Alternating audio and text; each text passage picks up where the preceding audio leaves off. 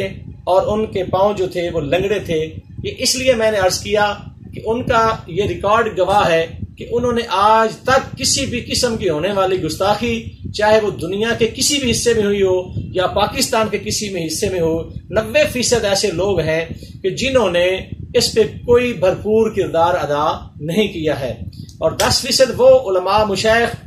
اور وہ لوگ ہیں جو اخلاص اور للہیت کے ساتھ ڈاکٹر محمد اشرف آصف جلالی صاحب کو مشورہ رجوع کا دے رہے ہیں. اس پر میں اپنا موقف اپنی ویڈیو کے آخر میں آپ تمام احباب کے سامنے رکھوں گا. میرا آج کا ٹاپک ہے ڈاکٹر محمد اشرف آصف جلالی کے ناکردہ جرائم اور ان کو مخلصانہ مشورہ. میں سب سے پہلے یہ عرض کرنا چاہوں کہ کوئی بھی مسلمان یہ سوچ نہیں سکتا کہ حضرت سیدہ طیبہ طاہرہ سلام اللہ علیہا کی شان میں دانستہ یا غیر دانستہ کوئی جو ہے وہ گستاخی کر بیٹھے. چی جائے کہ ایک ایسا عالم جو چٹائی سے اٹھا اور دنیا اسلام میں اس نے اپنا نام پیدا کیا، یہ ممکن نہیں کہ وہ دانستہ طور پر سیدہ پاک سلام اللہ علیہا کی شان میں گستاخی کرے. اب میں عرض کرنا چاہتا ہوں کہ وہ 90% طبقہ اہل سنت و جماعت کا ڈاکٹر صاحب کے خلاف کیوں ہے. میں ڈاکٹر صاحب آپ پر جو آج فرض جرم عائد ہو چکا ہے، کچھ اور آپ کے جرائم ان لوگوں کو بتانا چاہتا ہوں تاکہ آپ پر یہ اور جو ہے اپنے دل کی بھڑاس جو ہے وہ نکال سکیں. میری نظر میں آپ کا سب سے پہلا جرم یہ ہے کہ آپ اس پاکستان میں اور دنیا بھر میں اشیاء حضرت امام احمد رضا خان فاضل بریلی علیہ رحمہ کی تعلیمات اور ان کے نظریات کے فروغ کے لیے جو ہمتاً مصروف عمل ہے اور وقتاً فوقتاً افکار رضا سیمینارز کا انعقاد کرتے ہیں، وہ ایسے لوگوں کو ایک آنکھ نہیں بھاتا. کیونکہ بہت سارے ایسے علماء مشائخ ہیں جو اعلیٰ حضرت امام احمد رضا خان فاضل بریلی علیہ رحمہ کی تعلیمات سے اور ان کی جو ہے ریسرچ اس سے متفق نہیں ہے. دوسرا آپ کا جو میں سمجھتا ہوں کہ وہ یہ جرم ہے ان لوگوں کی نظر میں کہ آپ نے سال سے عقیدہ توحید سیمینارز کیے، جس میں آپ نے رافضیت، جس میں آپ نے خارجیت، جس میں آپ نے ناسبیت کا رد کیا، اور علماء اہل سنت کی تحقیقات کی روشنی میں، قرآن و حدیث کی روشنی میں آپ نے اہل سنت کا واضح موقف کیا، اور شرک اور بدعت کے جو فتوے ہم پر لگتے تھے آپ نے اس کا رد کیا. تیسرا جرم میں یہ سمجھتا ہوں کہ آپ نے جب کبھی بھی دنیا بھر میں یا پاکستان میں توہین رسالت کے حوالے سے بات ہوئی یا 295 کے تحفظ کے حوالے سے بات ہوئی، آپ نے اور آپ کی طرح اور چند ایک صاحب اخلاص علماء نے یا جماعتوں نے بھرپور کردار ادا کیا جو کہ ان طاقتوں کو اچھا نظر نہیں لگا، اور اس طاق میں تھے کہ کوئی موقع ایسا آئے تو ہم ڈاکٹر صاحب سے اس کے بدلے میں ان سے کسی قسم کا جو ہے وہ بدلہ لے سکیں. چوتھا میں یہ سمجھتا ہوں کہ آپ نے جو تحقیقی کام کیا ہے، فہم دین کورسز کے نام سے جو آپ نے کام کیا، اور اس کو پھر لٹریچر کی صورت میں فہم دین کورس کا جو آپ نے لٹریچر جو ہے وہ چھاپا، جس سے عقائد باطلہ کا رد ہوا، وہ بھی ان لوگوں کو ایک آنکھ نہیں بایا جو اہل سنت کے دشمن تھے. پانچواں میں یہ سمجھتا ہوں کہ اہل سنت کے اندر بھی ایسے کچھ لوگ پیدا ہو چکے ہیں جن کا آپ نے علمی رد کیا. مثلا ہمارا امت کا بعض کے نزدیک اجماع ہے اور بعض کے نزدیک جمہور کا یہ عقیدہ ہے کہ افضل البشر بعد الانبیاء سیدنا ابو بکر صدیق رضی اللہ تعالی عنہ ہے. آپ نے اس حوالے سے بھی بات کی. یہ بھی ہمارے کچھ علماء مشائخ ایسے ہیں جو برسر عام کہتے ہیں کہ ہم سیدنا ابو بکر صدیق کی افضلیت کے قائل نہیں ہیں. پھر آپ کا ایک حالیہ دنوں میں جو آپ نے صحابی رسول کاتب وحی حضرت امیر معاویہ رضی اللہ تعالی عنہ کے حوالے سے اہل سنت کا موقف پیش کیا، اس سے بھی کچھ لوگوں کو آپ سے تکلیف ہوئی. اگلا آپ کا جرم میں یہ سمجھتا ہوں جو ان لوگوں کی نظر میں ہے وہ یہ ہے کہ آپ نے اعلی حضرت امام احمد رضا خان کی تحقیقات کو سامنے رکھتے ہوئے یا دیگر اکابرین کے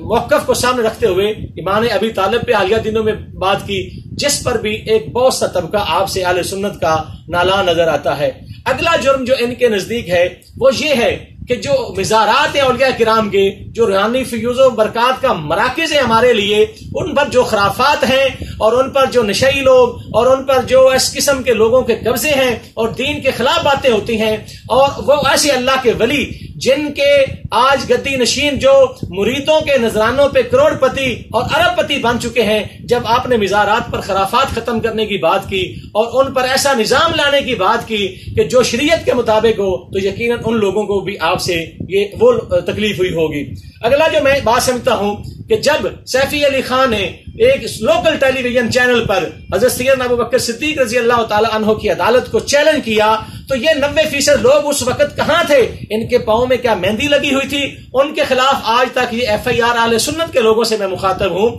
وہ انہوں نے کیوں نہ تحرک کیا؟ اور آپ نے اس کے رد میں جب عدالت صدیق اکبر سیمینار کا انعقاد کیا اور دلائل دیے اور ان شکوک و شبہات کو آپ نے دور کیا جو ایک عام مسلمان کے ذہن میں تھے۔ اگلا میں یہ بات سمجھتا ہوں کہ اہل سنت کے اندر بھی کچھ ایسی شخصیات ہیں، اگر میں ان کا نام لوں تو پھر یہ آپ کے جرائم کی لسٹ جو ہے وہ لمبی ہوتی جائے گی۔ مثلا میں ایک نام جو بہت بڑا نام ہے، پیر عبد القادر شاہ، شاید اس کو عام سنی نہ جانتا ہو، ٹنچ باٹا والے جو آج کل انگلینڈ میں زیادہ تر رہتے ہیں، ان کے ساتھ آپ کے حق چار یار کے مسئلہ پر، اور اسی طرح جب غازی ممتاز حسین قادری جو غازی اسلام ہے اور شہید تحفظ ناموس رسالت ہے، اس کے حوالے سے منہاج القرآن کے قائد ڈاکٹر طاہر القادری کا جب موقف سامنے آیا تو آپ نے اس کا رد کیا اور آپ نے اس سے کہا کہ آپ کا یہ موقف غلط ہے۔ پھر ایک دو اور ایسی شخصیات اہل سنت کے اندر جن کے ساتھ آپ نے علمی اختلاف کیا، تو میں یہ سمجھتا ہوں کہ یہ وہ عوامل ہیں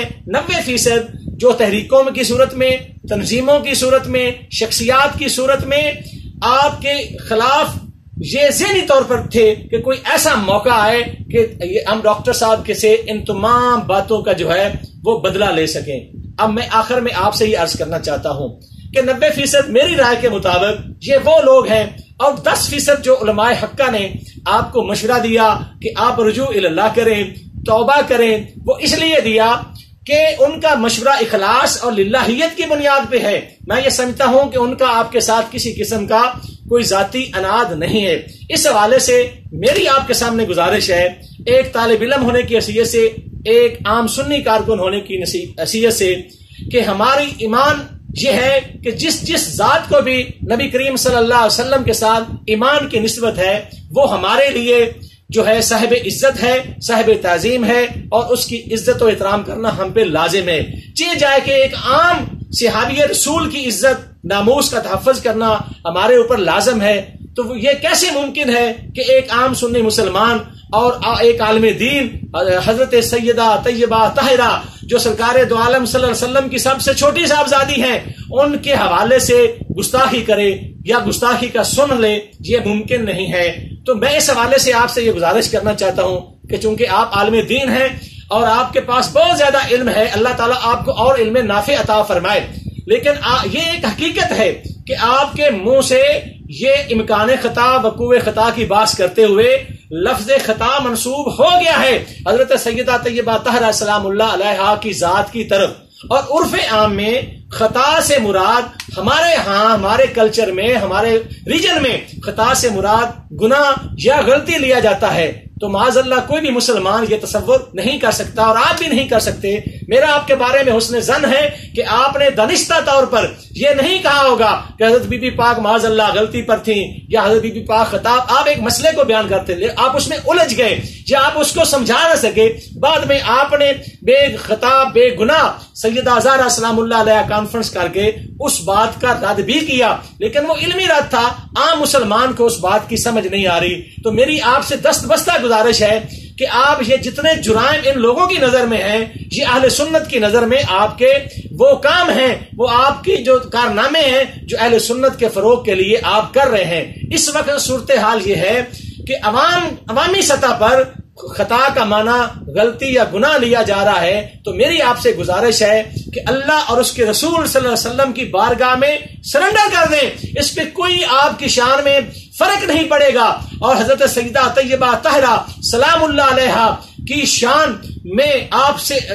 جو آپ کی ان کی شان میں جو آپ نے نامناسب آپ سے لفظ نکل گیا ہے، آپ اس سے رجوع ان کی بارگاہ میں کرنا ہے. اس سے آپ کو اگر کوئی شریعت آپ کو نہیں روکتی، کیونکہ ہمارے ہاں تو عرف عام میں اس کا معنی یہ لیا جاتا ہے اور ہمیں یہی پڑھایا گیا ہے کہ استغفر اللہ ربی من کل ذنب اذنبتہ عمدا او خطا سرا وعلانیۃ واتوب الیہ من الذنب الذی اعلم ومن الذنب الذی لا اعلم. یہ ہم نے آپ جیسے علماء سے سنا ہے. تو میری آپ سے گزارش یہ ہے کہ یہ امت پر اور اہل سنت پر احسان ہوگا. عرف عام میں خطا کا جو معنی لیا جا رہا ہے اس حوالے سے آپ ایک وضاحت 2 یا 3 منٹ کی کر دیں کہ میرا کہنے کا مقصد یہ نہیں تھا کہ معاذ اللہ، اور آپ نے کی بھی ہے. تو میری یہ گزارش ہوگی کہ جب یہ مسئلہ حل ہو جائے گا تو آپ دیکھیں، میرا آپ سے یہ وعدہ بھی ہے کہ انشاءاللہ فکر رضا کے فروغ کے لیے، اہل سنت کے تحفظ کے لیے اور عقائد اہل سنت کی ترویج کے لیے ہزاروں نہیں لاکھوں نوجوان انشاءاللہ آپ کے شانہ بشانہ